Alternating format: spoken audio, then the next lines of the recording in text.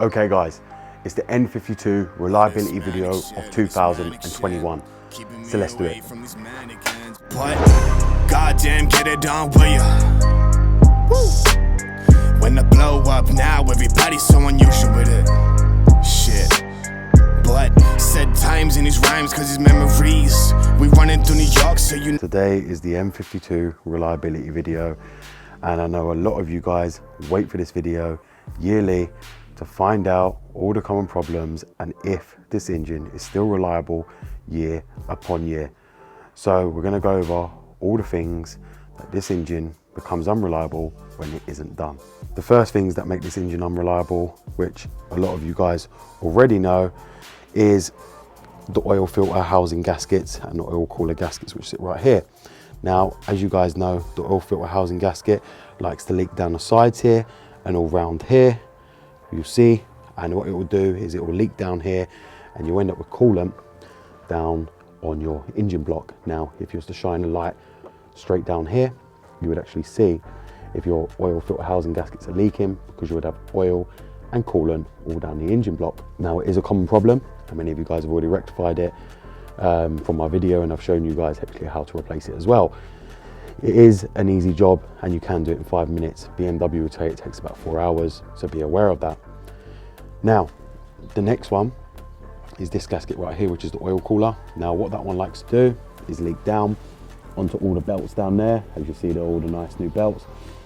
And what it will do is actually make your belt slip off, or the tension will come off, because it's held on by an aluminium bolt and it's torqued up, but they can break if you over torque them.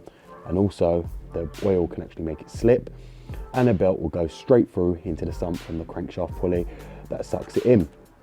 Now, when that happens, it can end up destroying your whole engine, which is not a good thing, and you end up needing to replace the whole sump gasket, new belt, new tensioner, and obviously your oil cooler at the same time. That does happen to a lot of people, and a lot of people are already aware it's happened to them as well. They're not expensive to replace. They're about, you know, £30 give or take, even from BMW direct, and it is an easy job. I've got the videos up showing that. I will pin it up here for you guys to actually go and see, for doing the oil filter housing gasket on the N52. I've done it many times and it is a simple job. I've even had to do it on this one when I got it twice, because obviously they sent me a cheap part, and then I went and bought a BMW part and replaced it at BMW, and I ain't had a leak since. Now, the next ones are down here, which are the dissers. Now, you guys know, I've explained to you about them previously. They do like to fail, and when they fail, the flap will come off, it will lose the little ball inside, and it will end up throwing the flap into your manifold, as many of you guys are already aware. Now, this is common on the N52 and the N53 engine.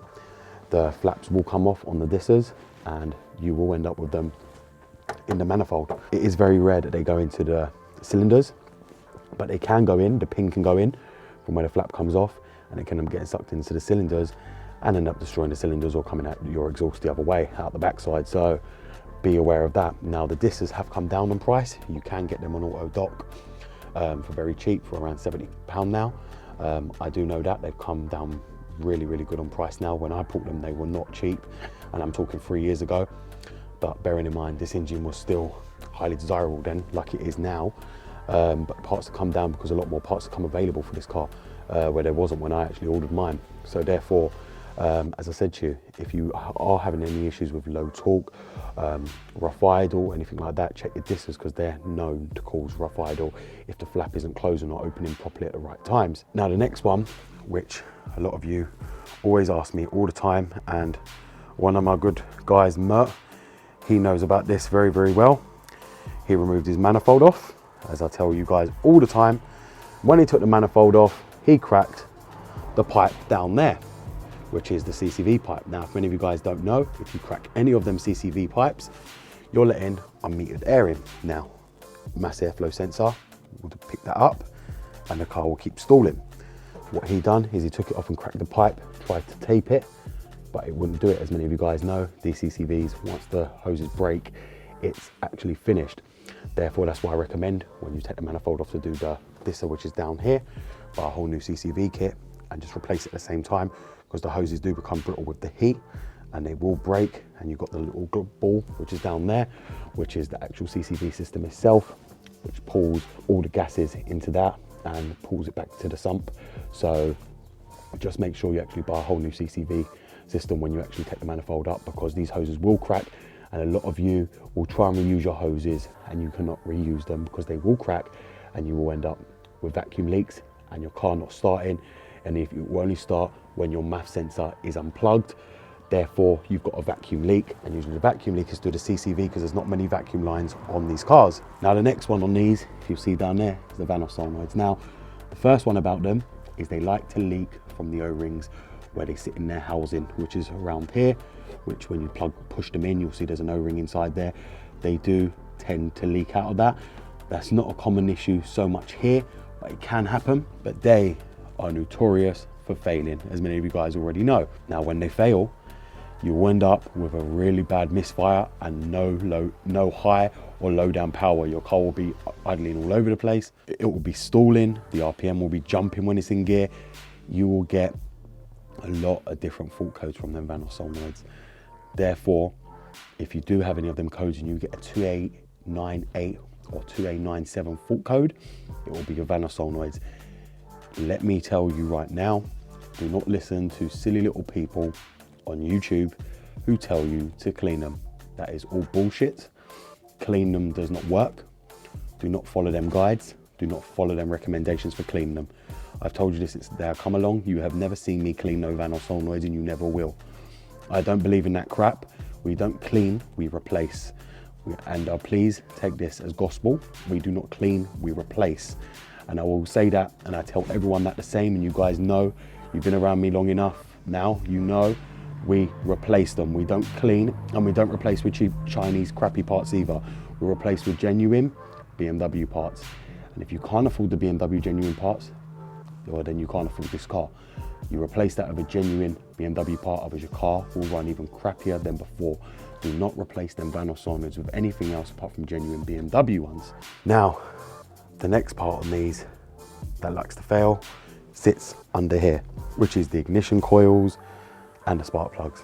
They're common to go out. This is a BMW after all. It wouldn't be a BMW without having its misfires and its ignition coils eaten up. Now, they are relatively cheap.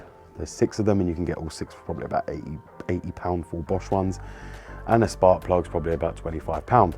These have been replaced. You would have seen them a few months ago. I had to replace 2 ignition coils, and I had to replace all the spark plugs as well, which is what we went ahead and done. The car runs like a dream now.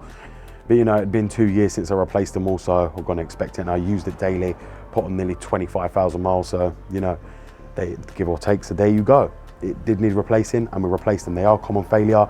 You will end up with misfire. Another way to tell is if you slam your foot down on the accelerator quickly while it's sitting at idle and you feel it sputter, the RPM sputter, you know one of your coils are on the way out because the cylinder's not firing properly. A lot of people seem to think their injectors go bad. That's not the case on the N52. The injectors very, very rarely go bad on these engines. So don't take anyone's word who says it is. If you was to read the live data and your injector is not firing, it's because the cylinder has been shut off by the DME, because the ignition coil was not firing properly on that cylinder, so therefore it will shut off the fuel going to that cylinder. That's the reason why your injector is not working. Do not message me saying it's your injector. No, it's not your injector. Your cylinder's been shut down, so it will shut off the injector as well. Replace your ignition coil. The computer will turn back on your injector at the same time. Next one down here is all the belts, which brings me to all the belts. Now you guys would have seen in my video, I replaced all the belts in this, tensioner, idler pulley, belts, everything. These are one of the easiest jobs you can ever do on this engine. You've got the little idler pulley there, which sits down here. I don't know if you guys can see, which is just on the alternator, which you'll see right there. You've got the tensioner right there, and we've got all the pulleys there. We replaced every single one in this car, again 30,000 miles ago, and it's been good as gold. Now, my best advice is if you're going to go and buy one of these, is to make sure you replace them. They're not expensive for all the pulleys on this, and it's not expensive for the belts either to get everything overhauled. It costs you about £50, but it will save you a long headache in the long run, and obviously do your oil cooler, and you won't have no worries about your belt getting sucked into the sump. So that brings me to my next one, which is the expansion tank. These expansion tanks like to crack. It's just common on the BMWs. Now, in the UK, that's not really the case. The only ones I've ever had crack has been on the 46, where it cracked on me when I got home from just old age. But on these, they've actually been quite solid, and I've not had no cracks or no leaks from these expansion links, but I know in the US, you guys always end up with them cracking. So therefore, I'm going to put that down as another reliability point that you need to change it over if you live in the US, because it will end up cracking on you, because from what a lot of guys say, theirs end up cracking. Therefore, I would recommend to change that as well if you live in the US or a hot country where the coolant's going to end up boiling over or your water pump's going to fail, just to be on the safe side. Now, the next one is on these is the valve cover. Now, the valve covers on these like to leak every 100K. Now, you guys would have remembered me telling you about these. It's a common issue on BMW. Their valve covers always tend to leak. I think it's the way these engines sit at a slant is what makes them leak oil, and also the tight tolerances on these engines. But these engines are known to leak oil. Now, they're torque to yield bolts, and you will have to replace them. You will not be able to reuse your old bolts. If you've got the magnesium one, you have to buy new bolts as well as a new gasket as well, like I did for this one. You'll have to torque them, and then you have to give a 160-degree turn as well at the same time on the valve cover bolts. But if you're clever, like I do, I use my 1/4-inch ratchet, and I know when they're snug and tightened down, and that'll be it. Like I said, I've never had no issues. I didn't use a torque wrench on this car to tighten up all the bolts, and I ain't ever had a leak either. So therefore, it must have been done properly. But the bolts are down, and if you are not confident in it, take it to a garage and let them do it. But as I said, it is very easy to do at home yourself, and the job doesn't take long at all. Just make sure you buy new bolts and a new gasket, which is probably about £50 these days for it both. But it will give you peace of mind, especially if you just bought your car and you're going to end up with it leaking, and it's going to need doing, because a lot of people try and pull it off, because garages will try and charge you a fortune just to replace that. Now, that brings me to my next one, which is down here. The one everyone dreads on this car, which is the water pump and thermostat. Now, you guys know that is a common failure, but I'm about to explain to you why that fails on a lot of people. The reason that fails on a lot of people is simple. People get these cars, they go online, and then they see people trying to bleed the system. Do not bleed the system. You don't need to change the coolant on this car, and if I'm honest with you, I haven't ever changed the coolant on this car because it doesn't need doing. This is why a lot of you guys, water pumps end up going out. You don't have to continuously bleed the system and keep bleeding the coolant. There is no need to change the coolant. There really is no need. Coolant does disintegrate, and yes, coolant breaks down and it doesn't do its job properly, but I've never had no issues with this car overheating, with my water pump going out, any of the sort.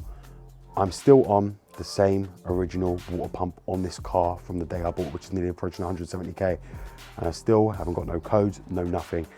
And everyone keeps saying to me, it's gonna happen, it's gonna happen. Well, this car has been with me hundreds of miles away, and I would still trust this car on the same water pump to go far again, because this car has been super reliable to me, and the water pump is perfect on it. It's how you look after it. Stop following idiots who tell you to kick down the water pump to bleed it. I've told you before what that does. You're bleeding the water pump dry. By the time the coolant reaches the water pump, the motor is already burning out because the coolant can't get down to it. Therefore, the pump is running completely dry and you're burning it out, and then that's why your water pump ends up failing once you've got the coolant down there and you actually go to drive it and realize you're overheating. This is the exact common cause of that, and that's why you don't need to change it. And the reason you don't need to change your coolant is for this simple reason, which I'm going to tell you. When you change the oil filter housing and the gaskets, the coolant's going to flood out, and believe me, you're going to lose all your coolant out of this reservoir, so make sure you take your cap off when you change that. Therefore, you're going to lose so much coolant that you're going to need to retop up. You're going to have new coolant anyway, so it does not make sense to bleed your coolant.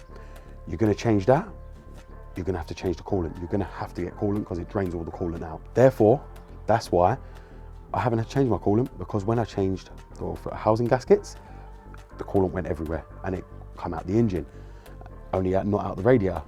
So therefore, I just topped it back up, went all the way through into the radiator and into the reservoir, and job done. So the question a lot of you guys are asking me, and there will be a lot of things I have missed out, which we'll be doing on other videos of course, is if this engine is reliable. And the answer for that is, this engine is very, very, very reliable.